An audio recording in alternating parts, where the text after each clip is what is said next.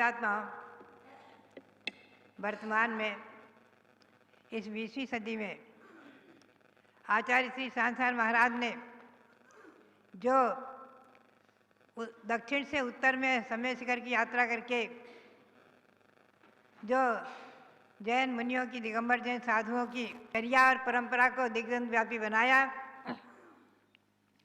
जिनके प्रसाद से आज हम और आप सभी पत्र और पुष्प के रूप में लगभग 1650 साधुओं के दर्शन कर रहे हैं।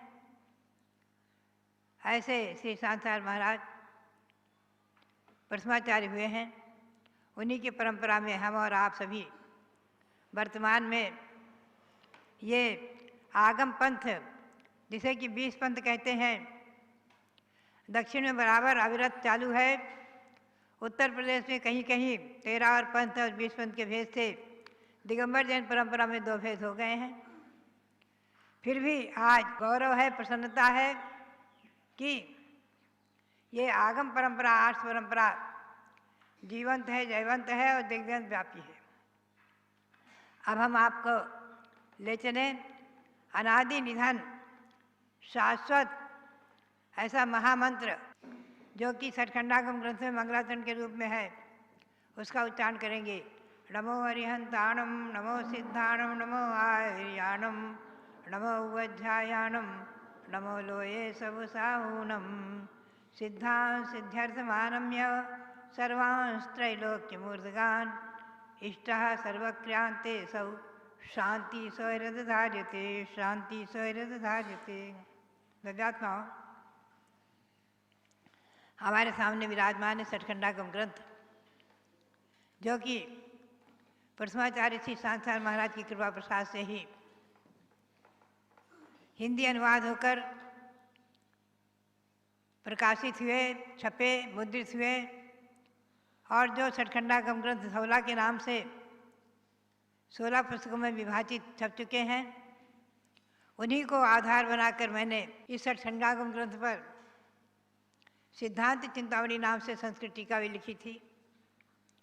आपको संक्षेप में सठखंडागम ग्रंथ के सार को, संक्षिप्त सार के भी सार को मैं सुना रही हूँ।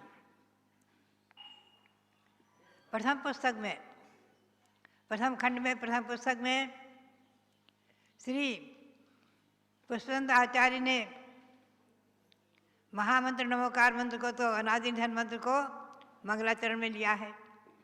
पुनश्च गुणस्थान और मार्गणाओं का वर्णन किया है।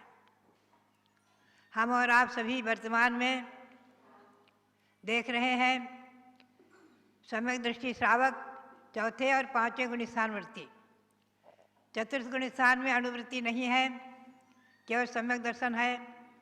और बहुत से श्रावक श्राविकाएँ अणुवृत्ति भी हैं और अणुवृत्त से लेकर ऐलक शिलक तक के सब श्रावक कहलाते हैं, अणुवृत्ति संज्ञा से जाने जाते हैं। और महावृत्ति में महावृत्ति साधु महामुनि, छठे 7वें गुणस्थान वृत्ति और उपचार महावृत्ति आरिकाएँ। वर्तमान में चतुर्विध संघ देखा जा रहा है आचार्य सांसार महाराज की कृपा प्रसाद से। हम और आप उन्हीं की वंश परंपरा में पत्र पुष्प के समान हैं। ऐसे ही इस ग्रंथ में आज भव्य मार्गणा का प्रकरण मैं आपको संक्षेप में ले चलूँगी। भव्यानुवादेन अत्थि भव्य सिद्धिया अभव्य सिद्धिया। भव्य मार्गणा के अनुसार, भव्यानुवाद के अनुसार भव्य सिद्ध और अभव्य सिद्ध 2 प्रकार के जीव होते हैं। यानी भव्य और अभव्य 2 प्रकार के जीव संसार में हैं। एक इंद्रिय से लेकर पंचेंद्रिय तक सभी जीव 2 भागों में विभक्त हैं। कुछ भव्य हैं, कुछ अभव्य हैं। अब हम और आप भव्य हैं कि अभव्य? अभव्य की परिभाषा है जो कभी रत्नत्रय को नहीं प्राप्त कर सकते और मोक्ष प्राप्त नहीं कर सकते। जिनमें मोक्ष प्राप्त करने की क्षमता और योग्यता नहीं है, वो अभव्य कहलाते हैं। और जिनमें मोक्ष प्राप्त करने की क्षमता, योग्यता रत्नत्रय को धारण करने की योग्यता है, वो सब जीव भव्य कहलाते हैं। भव्य में भी कुछ ऐसे भव्य हैं जो भव्य कभी मोक्ष नहीं भी जाएंगे, और बहुत से भव्य ऐसे हैं, अनंतों भव्य ऐसे हैं जो मोक्ष को प्राप्त कर चुके हैं, कर रहे हैं और आगे करते रहेंगे। फिर भी ये भव्य राशि और अभव्य राशि दोनों अनंत अनंत हैं, कभी भी इनका क्षय, अनंत अनंत काल में कभी भी इनका क्षय नहीं होगा। इनमें से वर्तमान में आज भव्यत्व की परीक्षा के लिए चर्चा होती रहती है कि हम और आप भव्य हैं कि अभव्य। अपने आप को भव्यत्व का निर्णय करने के लिए वर्तमान में एक बहुत बड़ा साधन है। सम्यक शिखर महात्म नाम से ग्रंथ प्रकाशित है, बहुत ही सुंदर है। उसमें वर्णन आया है,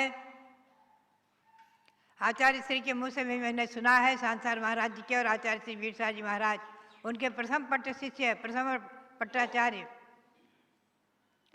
1 महीने तक कुंथलगिरी में रहकर सन 1955 में आचार्य श्री सांसार महाराज से मैंने बहुत कुछ पाया।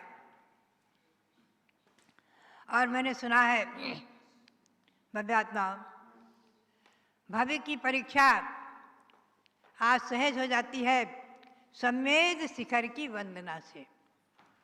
सम्यक शिखर महात्म ग्रंथ में लिखा हुआ है कि जिन्होंने सम्यक शिखर की वंदना की है और सम्यक शिखर में जन्म लेने वाले, वहाँ जाने वाले, रहने वाले सभी जीव नियम से भव्य ही हैं, कभी न कभी मोक्ष जाएंगे, चाहे जब जाएं। भव्य राशि में उनकी गणना है और अधिकतम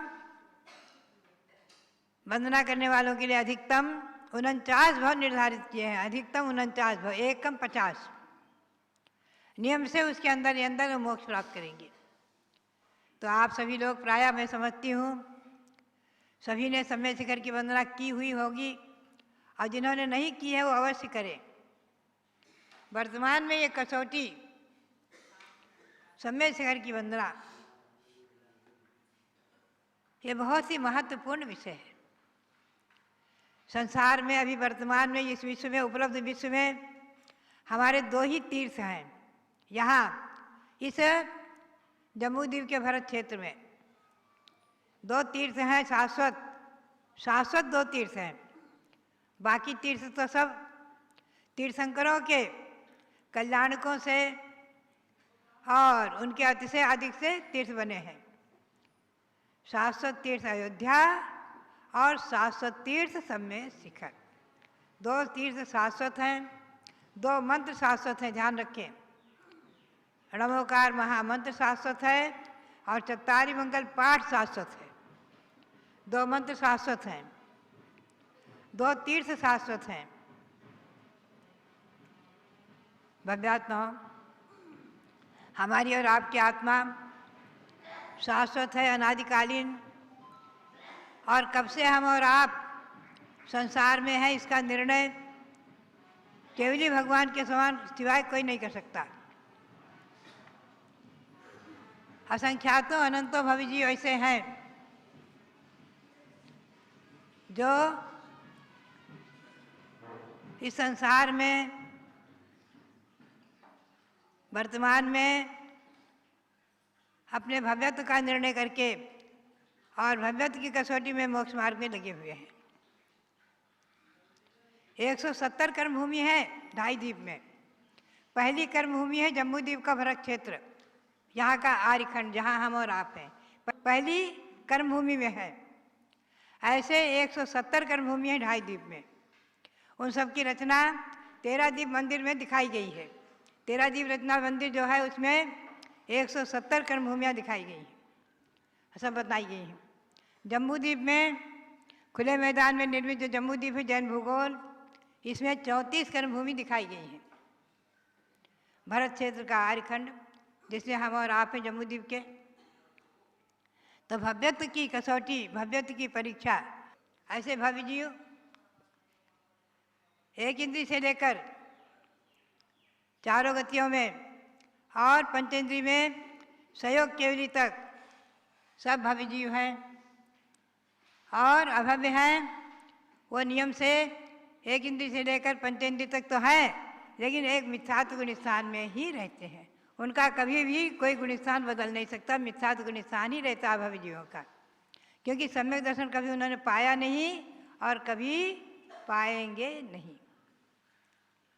ये नियम है। हम और आप सम्यक दृष्टि हैं, सच्चे देव, सच्चे शास्त्र और सच्चे गुरु पर श्रद्धा रखते हैं, उन्हीं की भक्ति करते हैं।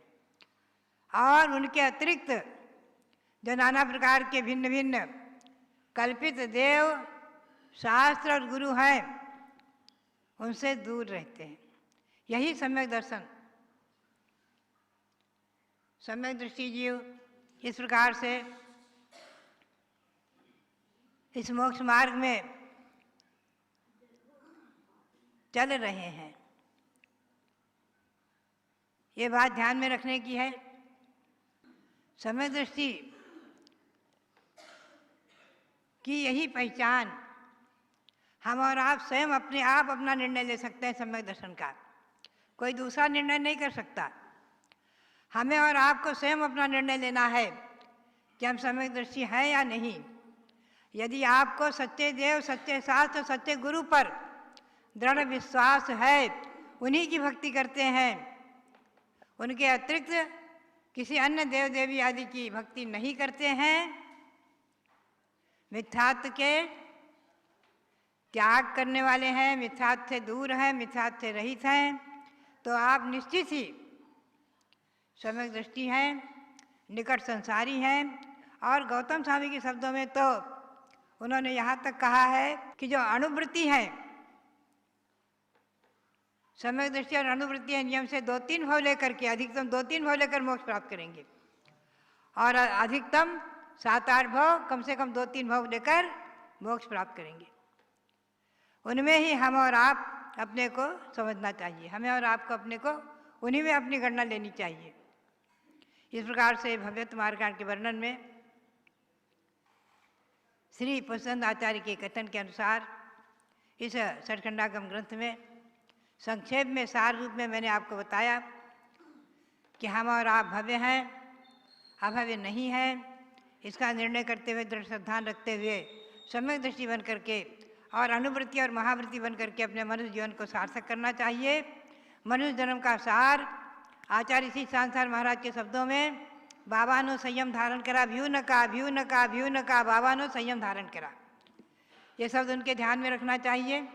मैंने अपने कान से आचार्य श्री के मुँह से सुने हैं शब्द कुंथलगिरी में सन 1955 में, बाबा नो भ्यू न का संयम धारण करा, डरो मत, संयम धारण करो, अणुवृत्ति बनो, महावृत्ति बनो, मनुष्य पर्याय को सार्थक करो। यही प्रेरणा सबके लिए बहुत बहुत मंगल आशीर्वाद, बहुत बहुत मंगल।